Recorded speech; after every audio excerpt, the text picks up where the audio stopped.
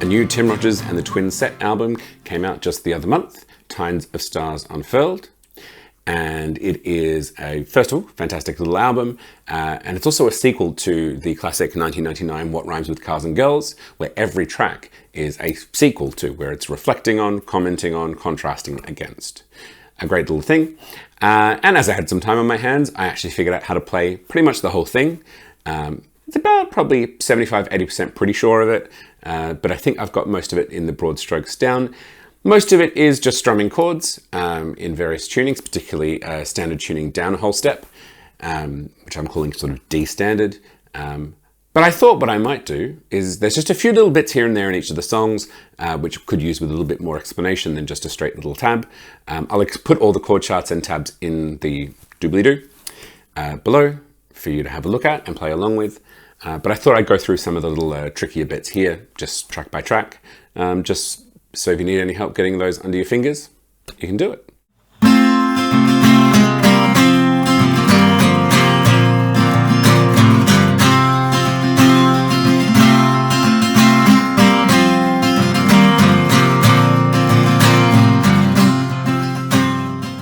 So the first thing we're going to do is we're going to start with the opening track, Tines of Stars. It's a bit of an overture to the whole album, and in fact it has two little musical motifs which will pop out throughout the album later on, from two songs in particular, and you'll figure those out as you listen through, I'm sure. And this one is a little bit of a different feel though. Now, to start with, we're actually in a bit of an unusual tuning. We are in a version of E-A-D-G-A-D, which Tim likes, except because he's starting from down a whole step. So we're in D-G-C, F-G-C.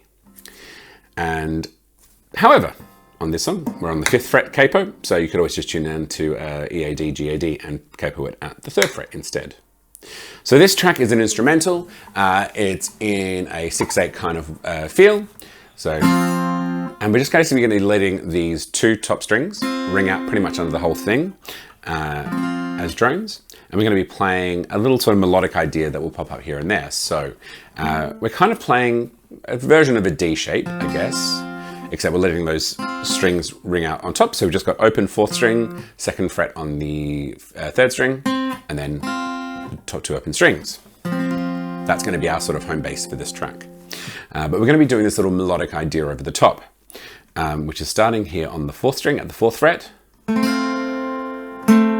I'll just play it as it is without the accompaniment on top. So.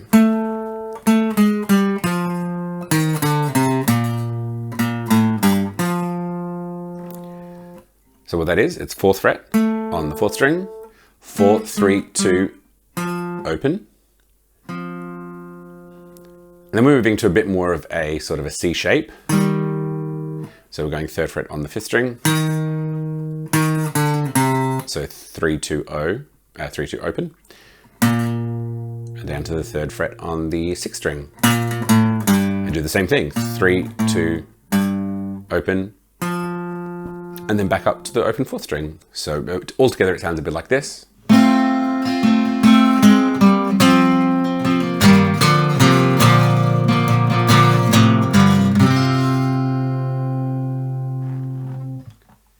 And then it just repeats that a few times.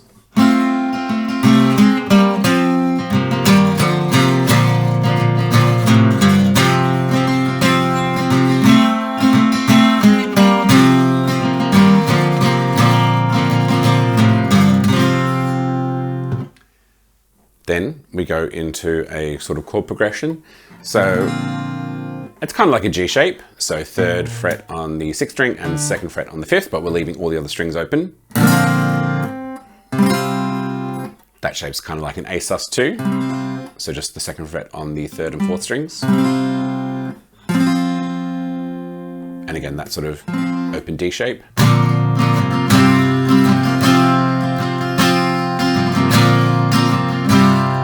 And then we're doing like an E minor shape next.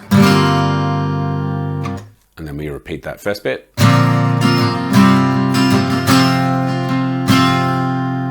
And then we do sort of an F5 shape. So 1st fret on the 6th string and then the 3rd fret on the 4th and 5th strings.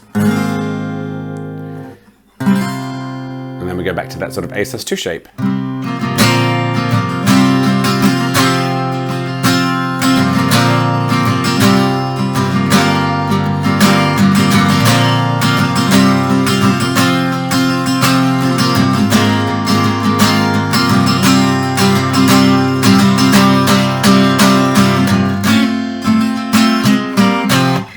and just go through that again a couple of times. Have a listen to that, and you should be able to, once you've got those two little bits done, that song's sorted. And, bonus, you've learned most of another song as well at the same time, and you'll see that later on.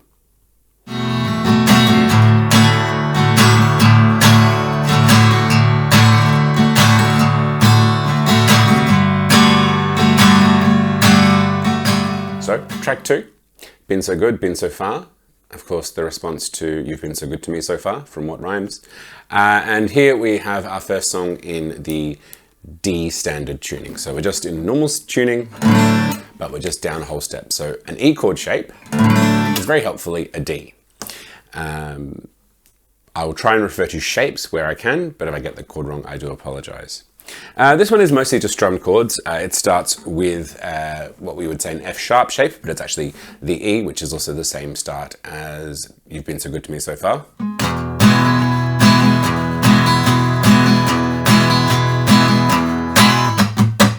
And then we go into the song proper, where we drop down to a D chord. But we're not playing any just regular D chord, not an E shape or anything like that. I can confirm this one is about 99% accurate, having watched Tim play it. The chords have got the order of the notes inverted from a normal standard chord.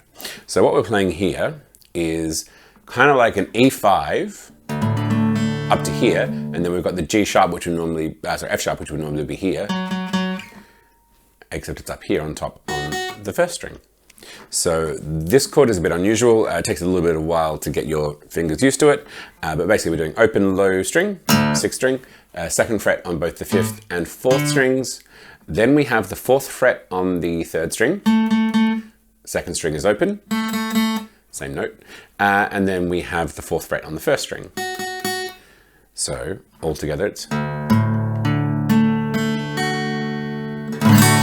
So it's still a D chord, just a bit of a different, unusual shape than usual. And we keep that ringing F sharp note going for as much as we can. So when we go to the G chord, which would normally be a sort of A shape, instead we're just going to run the open 5th string, 2nd fret on the 4th, and then the same 3 on the top, so 4th on the 3rd, open 2nd, and 4th on the 1st string. Now, when we go up to the A chord, which would be your sort of B-ish shape, so 2nd fret root note on the 5th string, we actually move that 4th fret on the 3rd string down a string to the 4th string. So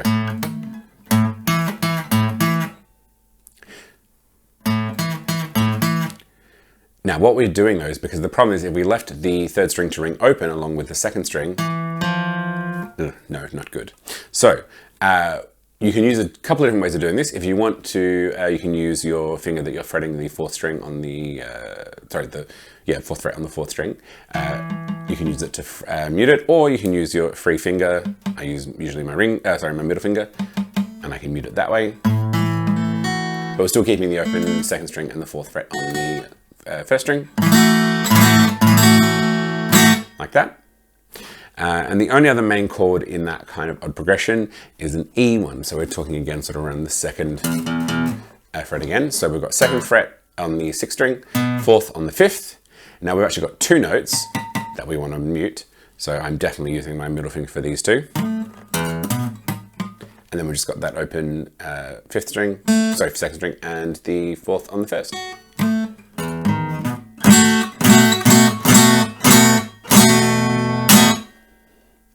And that's the main thing. There's just then a B minor to B minor major 7, then to a B minor 7. And the other slightly unusual chord is what they do for the E minor chord here. So far so normal, except because we're in the 2nd position here, there's actually the high 1st and 2nd string ringing out underneath. So really the only way I've ever found to do this properly is to get your thumb around over the top to get that 2nd fret on the 6th string, and then you've just got 4th on the 4th and 5th strings, and then the 2nd fret on the 3rd string.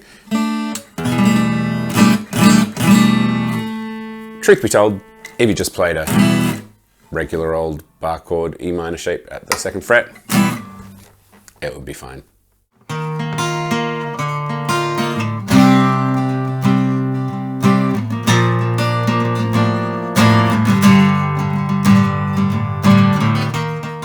Track 3 is I Left My Heart in a Country Church Hall, and it's our first track on the album in standard tuning. I've just put a capo on the 2nd fret to save all of the retuning. This is one I'm not 100% on because I haven't seen it played live yet, but I'm pretty sure this is roughly what's going on. So we're going to start on an E flat sus2 chord. So doing like a D sus2 shape, but barring it up and making sure that got that high F up on there. And it just starts on a little pattern, sort of an arpeggio. It's just the first start of it. And then we're dropping down to the D, but keeping every other note the same. And then we go to a C sus2. And then we go down to a B flat.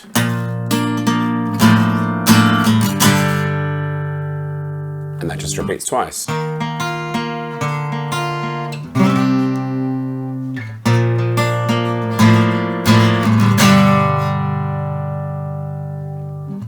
And that's pretty much the only tricky thing. It's just otherwise open chords for this song. Yeah.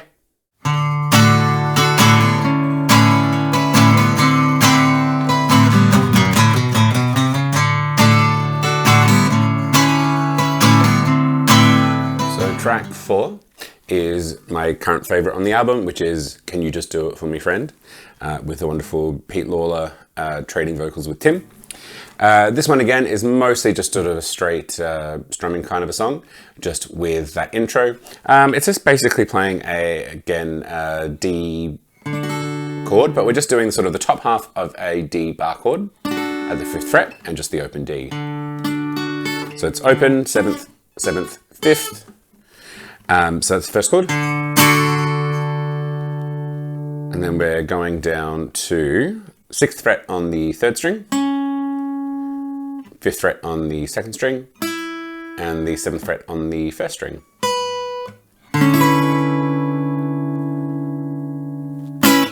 And then for the last chord in this progression, we just do, again, open D, then we have the 5th fret on the 3rd string, 5th fret on the 2nd string, and then the 7th fret again on the 1st string.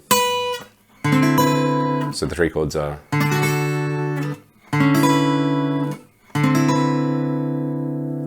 kind of just a sort of a fun strumming.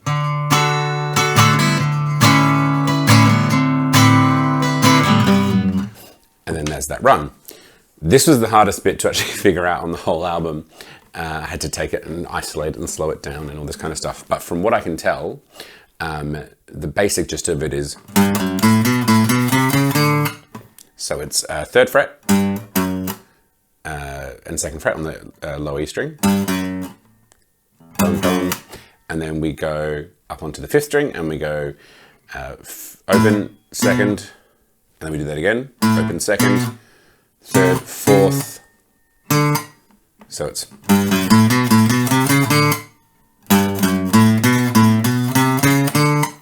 that might not be 100% correct, but it's pretty close to what's on the record.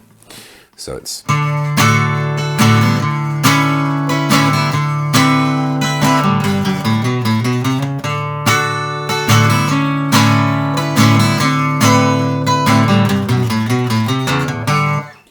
and then the rest of it is a lot of fun open chords.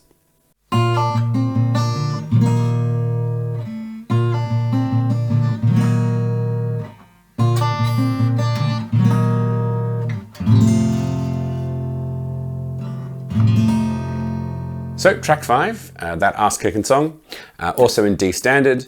Although, interestingly enough, when I saw Tim play it solo a few weeks ago, he played it with a capo on the 2nd fret to bring it up into standard tuning. So feel free to do that. If you're singing along and you can reach those notes, by all means, go for it. Again, another fairly straightforward strumming song, just apart from the sort of the intro, which has this little.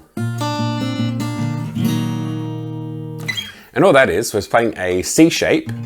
So because we're down a whole step, it's going to be a B flat sounding, but it's a C shape. And we're just going to be playing around with the 3rd fret on the 1st and 2nd strings. So pull off from the 3rd fret on the 1st string. Then we're going to the 3rd fret on the 2nd string. And up to the open 1st string. And we're just going to be sort of pedaling the C underneath it. And then what we do is we can go to an F minor chord. Well, sorry, it's an F minor shape. It's actually an E flat minor. And it doesn't really sound like that low E flat is really being sounded. It sounds like it's actually staying on that B flat. And yeah, it just does that a few times.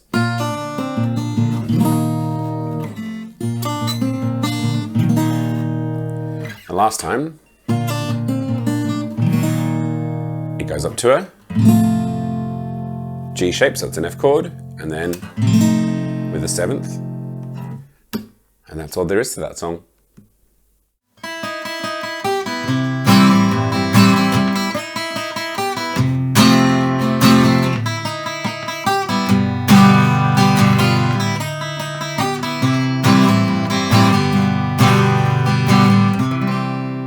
So track 6 is back in standard tuning again. So this one is a quiet anniversary. This one just has this wonderful little recurring motif, which is basically alternating between the open E string and the D sharp on the 4th fret on the 2nd string.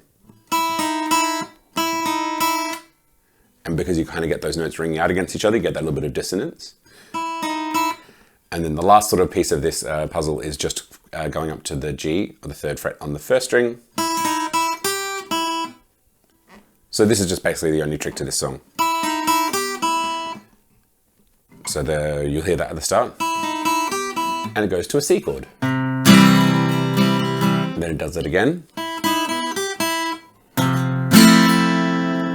That chord is like an F chord, except we're not bothering with the low F, we're just starting from the 5th string. And then I'm pretty sure I hear that open E, so it's kind of a F major 7.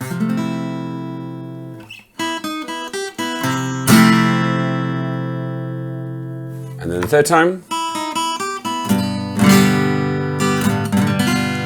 so it's just a G, and then a G7.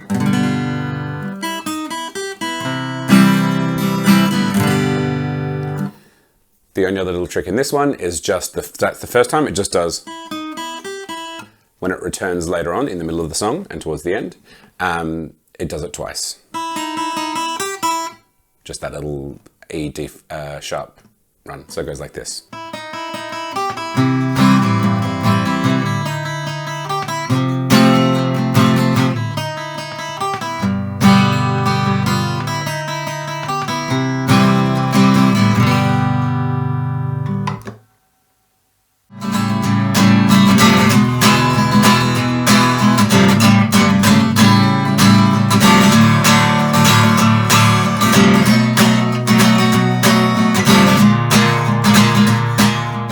So, track 7, 22. Mostly just sort of rollicking chord shapes. A few interesting ones, but you can follow those from the chord chart. But there's just that intro.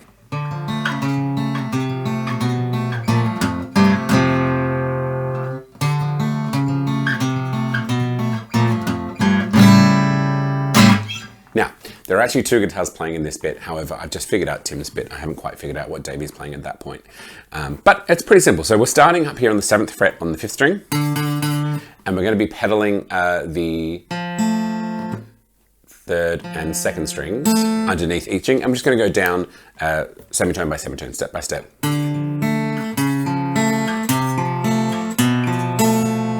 So we're going 7, 6, 5, 4.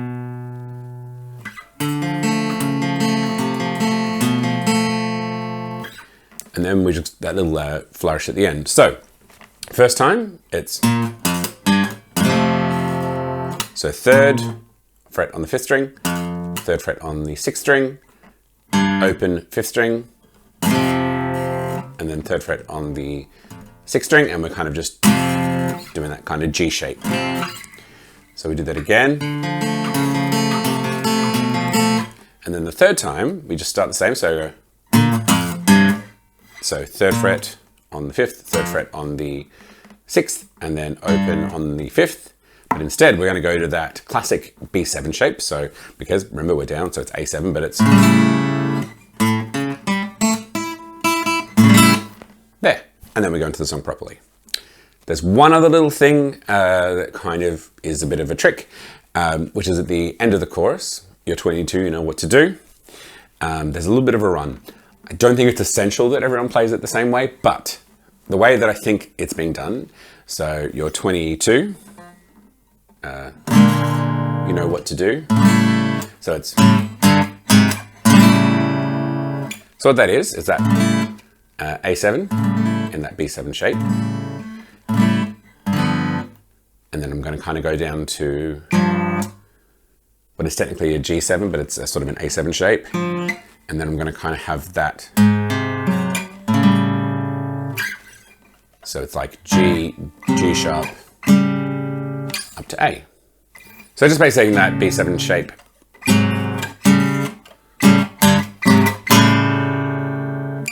I'm not sure that's exactly what's going on, but it's pretty close.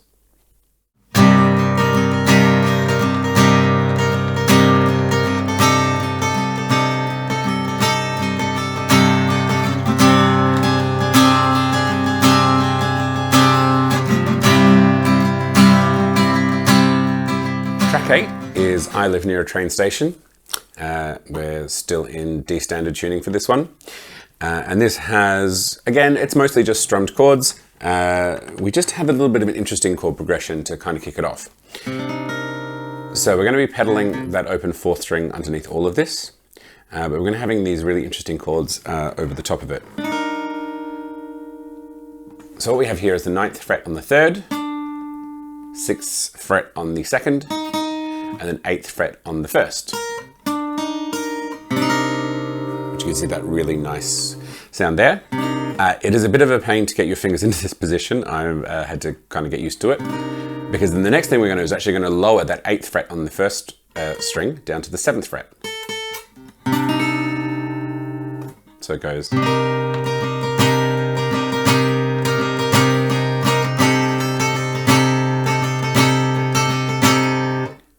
Right. Then we go down a few frets and we have the 7th fret on the 3rd string, 5th fret on the 2nd string, and 6th fret on the 1st string. And again, we've got that open 4th string pedaling underneath it.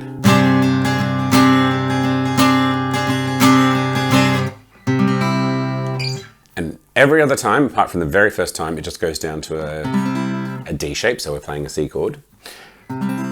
First time, however, and only on that first time, it actually moves that shape from here down. So we've got 4th fret on the 3rd string, 2nd fret on the 2nd string, and 3rd fret on the 1st. Before it goes down to that C. And so yeah, you just have to figure out how to get your fingers back up here as quickly as you can.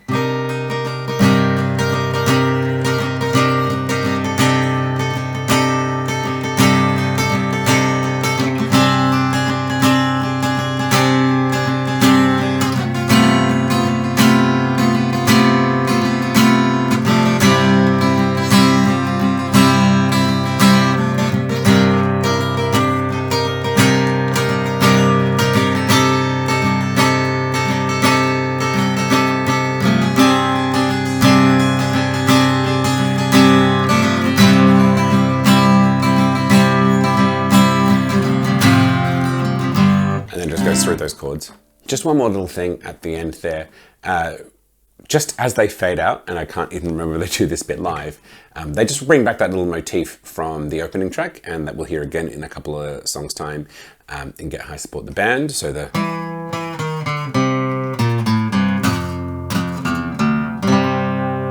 now the only thing is, because we're not in the open tuning or semi-open tuning, we just want to hold on to that 3rd fret on the 2nd string as we do it. So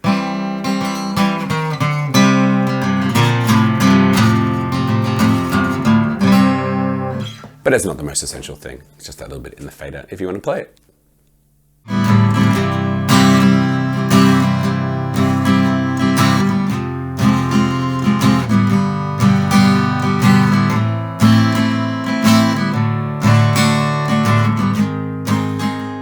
So track 9, Upper Get, the sequel to Upper Ways, again featuring the wonderful Sally Dusty on vocals.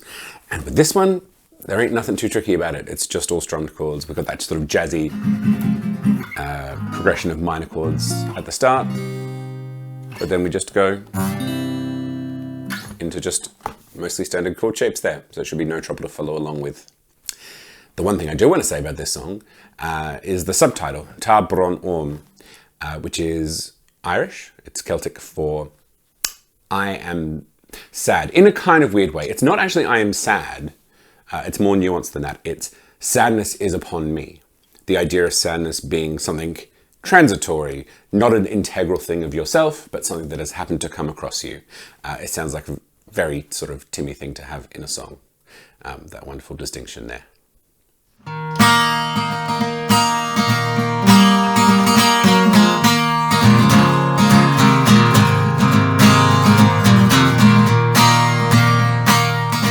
Track 10, Get High, Support the Band, has a double link to its What Rhymes counterpart. Obviously, it's the sequel to Where the Support Band, but it is also in a similar tuning. So Where the Support Band is in an occasional Tim standard of E, A, D, G, A, D, so dropping down the B and E strings down a whole step.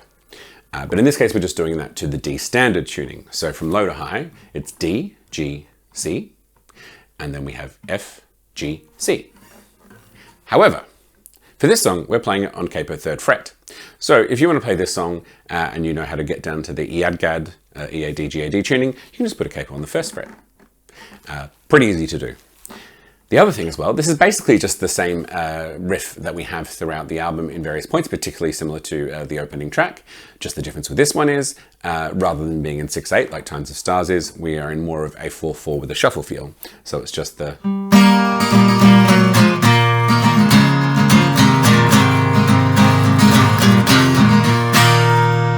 So we're doing that sort of letting always the 1st and 2nd strings ring out as drones, and then we have the 2nd fret on the 3rd string and the open on the 4th string is the shape that we're going to be doing. But of course, we're going to play that little melody. So starting on the 4th string on the 4th fret. So 4, 4, 3, 2, 0. And then we jump down to sort of a C shape. So we're doing 3, 3, 2, 0 on the 5th string. And then down to the 3rd fret on the 6th string. So again, 3, 3, 2, 0. There you go. And then it's just a series of chords to play. The only one you want to watch out for is the end of the run at the last time.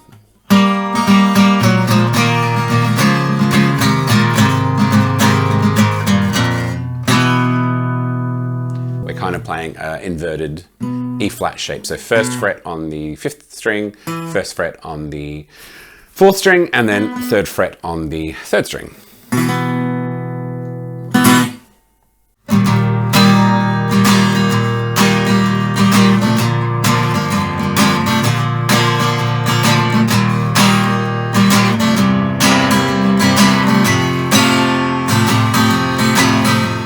And we're at the end. Track 11, The Drinks They Drained As I Drove Away. Probably by far the biggest tonal shift between the What Rhymes song and the Tines of Stars song, but gosh, I love it. And the really cool thing, ain't nothing complex about this one at all. We're in D standard tuning again, but it's all just pretty much straight ahead chords. So, as Tim says, play a bit.